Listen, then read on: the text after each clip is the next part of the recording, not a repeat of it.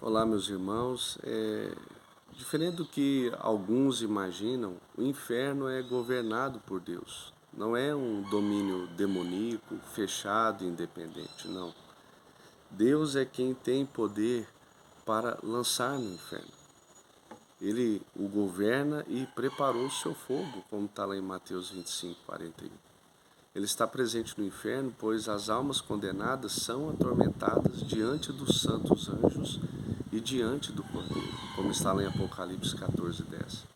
Vamos pensar com clareza. Se perdemos a realidade do inferno, que é o assunto que nós abordamos no outro vídeo, acabaremos perdendo da cruz, pois se não houver inferno, não há objetivo para a cruz do Calvário. Jesus não precisaria ter vindo e ser crucificado, se tornando maldição pelo pecado. Talvez alguns façam a mesma pergunta que eu fiz um dia. Se Deus é bom, aonde está a sua misericórdia? De fato, Deus é misericordioso, está lá em Miqueias 7,18. Lá diz assim: Quem, ó Deus, é semelhante a ti, que perdoas a iniquidade, que te esqueces da rebelião do restante da tua herança? O Senhor não retém a sua ira para sempre, porque tem prazer na benignidade. Mas também ele é justo e santo, e os seus atributos se entrosam de forma harmoniosa. Eles não se opõem uns aos outros. O amor de Deus nunca pode pôr-se contra a sua santidade, pois essas qualidades são mutuamente amigas. Quando ele age, isso não compromete a sua misericórdia. Deus é santo em seu amor e a sua bondade não é ameaçada pela sua justiça. Vejamos no que consiste o inferno. O primeiro ponto que trago é uma dor angustiante aquele lugar. Muito frequentemente a Bíblia descreve o inferno como um lugar em que o fogo lavra. Os ímpios terão sua parte no lago que arde com fogo. Está lá em Apocalipse 21:8. O Senhor nos exorta a tirar da nossa vida toda ocasião de pecado, porque melhor te é entrar na vida coxo ou aleijado do que seres lançado no fogo do inferno. Mateus 18:8.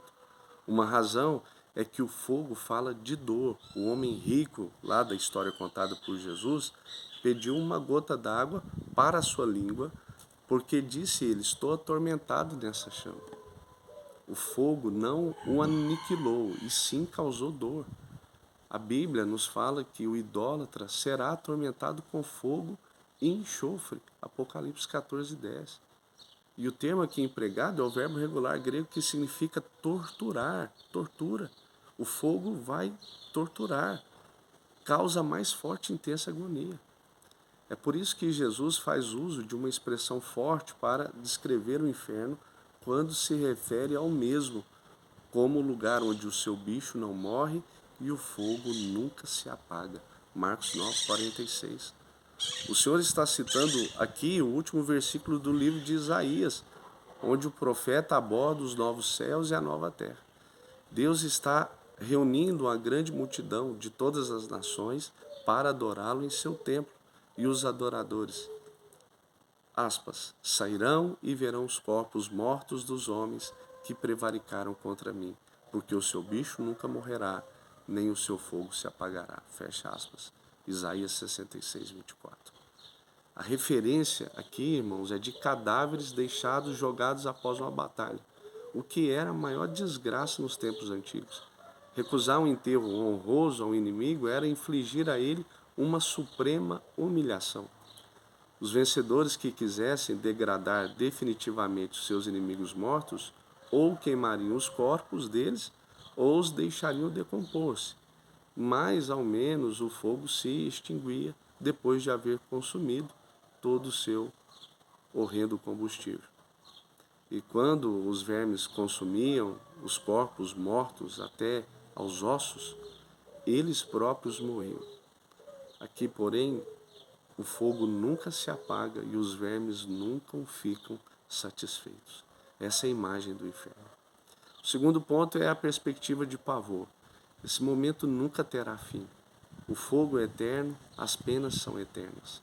Está lá em Mateus 18, depois 25 e também Tessalonicenses 1. Humanamente somos incapazes de compreender o que significa estar com Deus para sempre. Assim também não podemos entender o tormento eterno.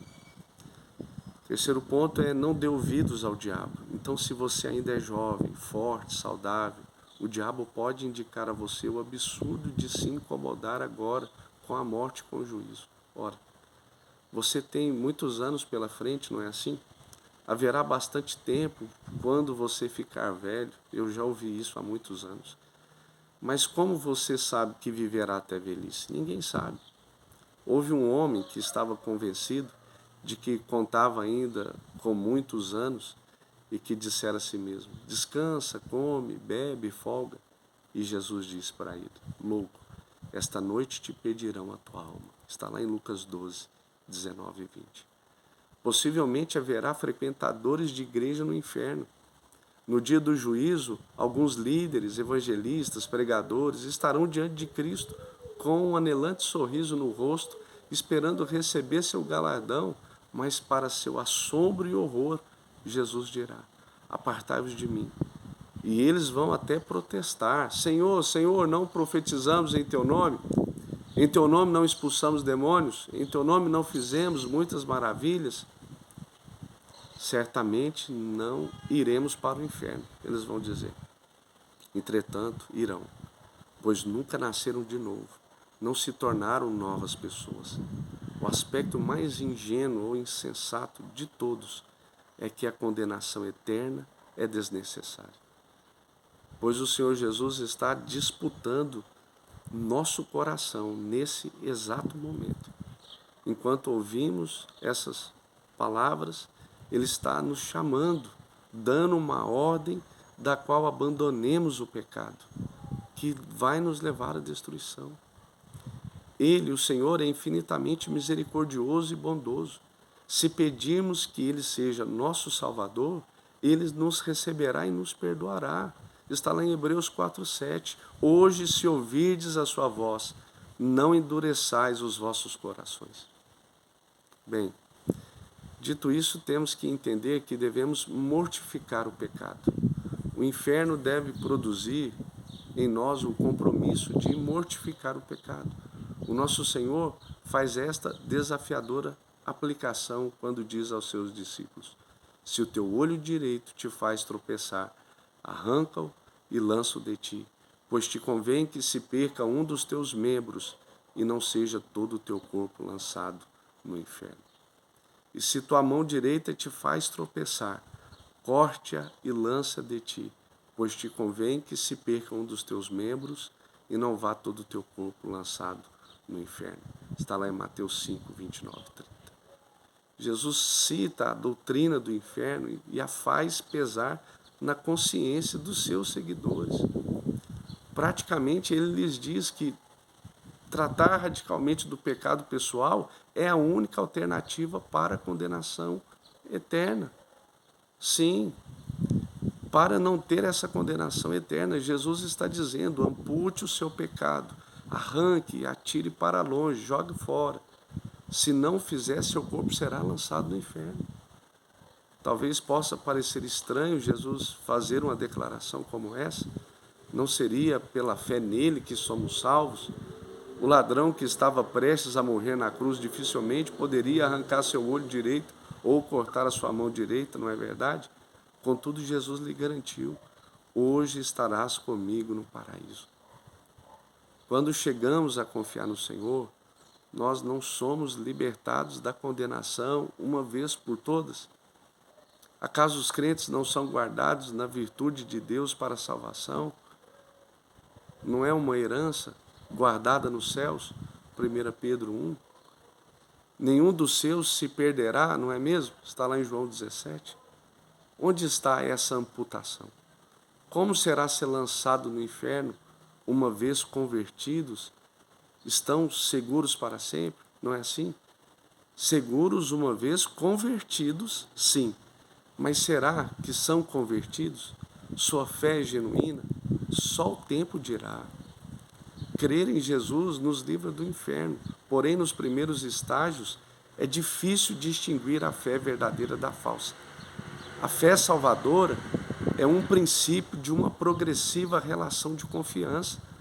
Os crentes são homens e mulheres caracterizados pelo exercício diário da fé. Os que creem continuam crendo. Eles dependem de Cristo hoje e irão depender dele amanhã, exatamente como dependem dele quando foram originalmente salvos. É assim que funciona. Eles continuam a reconhecer as suas fraquezas ao confessar o seu pecado e afastar-se dele e lançar-se de forma renovada a Cristo, buscando misericórdia. Por outro lado, a fé superficial, como eu disse, é incipiente e é chamada de entusiasmo, que logo fraqueja e morre. A perseverança é a prova mais certa da realidade da vida espiritual. E é isso que Jesus se refere quando contrasta o inferno com a radical imputação do pecado. Pois ele está indicando que deixar de tratar os nossos pecados dessa maneira é mostrar que nunca fomos convertidos. Determine travar uma luta incondicional contra os seus pecados. Tenha em vista uma vida consciente de obediência. Determine em seu coração abandonar toda a prática do mal e lutar contra a tentação. Examine a Bíblia, busque a Deus em oração, ouça a palavra de Deus, evite tudo que o afaste de Deus. Cultive a comunhão e, quando puder, rasgue sua carne com jejum e rogos a Deus. Faça disso um compromisso permanente. Peça ao Senhor que o ajude. Faça como o salmista. Desvie os meus olhos de contemplarem a vaidade e vivifica-me no teu caminho. Salmo 119. Quando se fala da perseverança dos santos, significa perseverar no arrependimento, perseverar na fé, perseverar na obediência. Não importa o tempo que você é cristão professo. A prova de que você não vai para o inferno é a maneira pela qual você lida com o pecado pessoal. Nas palavras do apóstolo Paulo, ele diz assim: se pelo Espírito mortificardes as obras do corpo, vivereis. Está lá em Romanos 8:13. Faça isso um trabalho diário, dedique-se enquanto viver. Não cesse um dia de fazer esse trabalho. Mate o pecado, ou senão ele mata você. Em segundo lugar, a doutrina do inferno deve produzir em nós um espírito de contentamento, de forma inquebrantável, não importa quais sejam as nossas circunstâncias. O apóstolo Paulo, estando na prisão, escrevendo a amigos que estavam preocupados com o seu bem-estar, pôde testificar isso, dizendo: já aprendi a contentar-me com o que tenho. Está lá em Filipenses 4:11. Infelizmente, irmãos, a sociedade que vivemos não incentiva o contentamento. As economias à nossa volta são sustentadas pela produção de descontentamento. A propaganda tem um objetivo de ficarmos insatisfeitos com tudo, com o nosso carro, com os utensílios domésticos, com a nossa casa, com a nossa aparência, com o nosso cônjuge. Os governantes descrevem os cidadãos do nosso país com humilhante precisão de os consumidores. O descontentamento dá prazer ao diabo, porque é pecado. Talvez um dos principais. Nunca foi mais irracional do que quando ocorreu com Adão e Eva. Deus os cercou com abundância e com beleza no jardim do Éden, e tudo foi lhes dado para proveito, para sustento. Mas eles queriam mais e caíram em um maior erro. A insatisfação dos israelitas é um outro exemplo lá no deserto, quando protestaram contra o maná e quiseram voltar para o Egito. Levou Deus a irar-se e a perguntar: até quando esta congregação má murmura contra mim? Eu ouvi as murmurações dos filhos de Israel, que eles murmuraram contra mim. Está lá em Números 14:27. Há muitas coisas, irmãos, que deveriam nos fazer contentes. A soberania de Deus, por exemplo, a maneira pela qual Ele ordena com sabedoria e misericórdia todas as coisas para o nosso bem, mas também devemos contentar-nos simplesmente porque não vamos para o inferno. Um grande arauto do Evangelho, John Wesley, uma vez escreveu em seu diário: por volta das 11 horas, me veio à memória que foi justamente nesse dia, há 40 anos, que eu fui salvo das chamas. E ele continua: a voz de louvor e de ação de graça subiu às alturas, e grande foi o nosso regozijo perante o Senhor. A lembrança da libertação do inferno fez Wesley feliz. Em terceiro lugar, a realidade do inferno deve refletir-se numa seriedade que satisfaça todo o nosso pensamento e toda a nossa conduta. A ênfase predominante de muita publicidade da igreja é que o cristianismo é muito divertido. Todavia, os evangelhos não retratam o Senhor Jesus Cristo como uma figura alegre e risonha. Bem, isso não significa que os crentes devem ser insociáveis ou rabugentos. Nós experimentamos um gozo inefável e glorioso, como está lá em 1 Pedro 1,8. Entretanto, há uma diferença entre frivolidade e felicidade. Uma consciência do inferno deve produzir em nós uma fundamental seriedade, um senso de gravidade, um realismo entre os perdidos e todos aqueles que estão morrendo. Se há humorismo, não é aqui nas Escrituras. Tentamos, de alguma forma, imaginar como deve ser o inferno. Vimos até aqui que o prospecto é pavoroso, mas o Senhor Jesus não precisa usar a sua imaginação nem a minha, pois ele experimentou pessoalmente. Ele sabe o que significa a separação de Deus. Ele sofreu dores angustiantes, ele bebeu as escórias do cálice da ira divina. O Senhor lançou sobre ele a iniquidade de todos nós. Deus não poupou o seu próprio filho, mas lhe infligiu toda a fúria do seu santo juízo. O pecado contra um Deus infinito exige uma penalidade infinita e eterna. Mas a morte do Senhor Jesus Cristo foi suficiente para expiar plenamente todos os pecados de todo o seu povo. No Calvário, ele fez total pagamento pela culpa dos eleitos. Quão infinitamente valiosa essa morte realmente é, não é verdade? Dificilmente podemos sequer conceber o seu valor. Que pessoa grandiosa ele de fato é. Quão inimaginavelmente preciosa é a oferta que ele fez de si, podendo terminar os seus sofrimentos com aquele grande grito triunfal: está consumado. João 19:30. Seu sangue pode nos purificar de todo o pecado, sim. Deus, o Pai, pronunciou-se satisfeito com a expiação feita naquela tarde por um tão oneroso peso do mal. É algo estupendo. O apóstolo Paulo pode declarar: longe esteja de mim gloriar-me, a não ser na cruz de nosso Senhor Jesus Cristo. Está lá em Gálatas 6. Quando cremos em Jesus, ficamos ligados a um ser de inimaginável poder, glória e graça. Não é coisa pequena confiar em Cristo.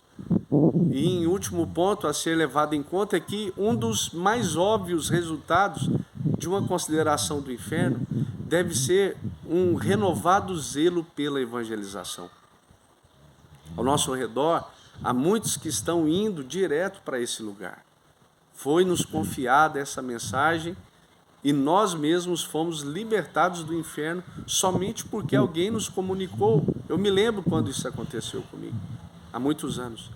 Temos o dever de falar aos nossos semelhantes sobre o Salvador. Certa ocasião, o Dr. Francis Schaeffer ficou emocionado ao pensar no inferno. Em seu chalé, na Suíça, ele estava explicando as Escrituras a um grupo de jovens e, inteligentes e curiosos, eles ficaram admirados com a singular habilidade com que o seu mestre relacionava a palavra de Deus com a cultura contemporânea. Vários tópicos foram considerados até que, finalmente, uma jovem perguntou: Dr. Schaeffer, que dizer daqueles que nunca ouviram o Evangelho? O grupo esperava ali ansiosamente uma resposta brilhante, mas Schaeffer não disse nada. Em vez disso, baixou a cabeça e chorou. Haveria alguém que você deveria falar do Evangelho? Um vizinho, um colega, um membro da família? Cada um de nós deve ter um fardo específico de preocupação por uma pessoa. Ao menos devemos determinar a fazer tudo o que pudermos para a sua salvação. Devemos amá-las. O fato de eu estar aqui diante de você é isso. Cultivar a sua amizade, orar por elas diariamente, convidá-las para ouvir a pregação da palavra. Se você não fez isso recentemente, quer fazer isso agora? Por que você vai orar antes de dormir esta noite? A nossa responsabilidade pelo outro é limitada, sem dúvida. Em última instância, se estas ou aquelas pessoas forem para o inferno, não terão ninguém para culpar senão a si mesmas. Temos ordens de amar os nossos inimigos, inclusive, bem como o nosso próximo, pois eles também foram criados à imagem de Deus. Por tudo quanto sabemos, ele pode ser muito mais do que isso. O indivíduo mais perverso que você já encontrou pode ser um dos eleitos. Ele pode ser um demônio encarnado, um Saulo de Tarso, não importa. E, contudo, pode acontecer de se evidenciar que ele é um daqueles que Deus escolheu na eternidade e que ele planeja redimir. Amém, meus irmãos? Bem, chegamos ao final de mais um vídeo. Tratamos aqui de um tema um tanto quanto sensível, mas urgente, e seria insensato não o abordar. O objetivo é apresentar a verdade bíblica como de fato é. E que Deus abençoe você e sua família. Amém? Até a próxima.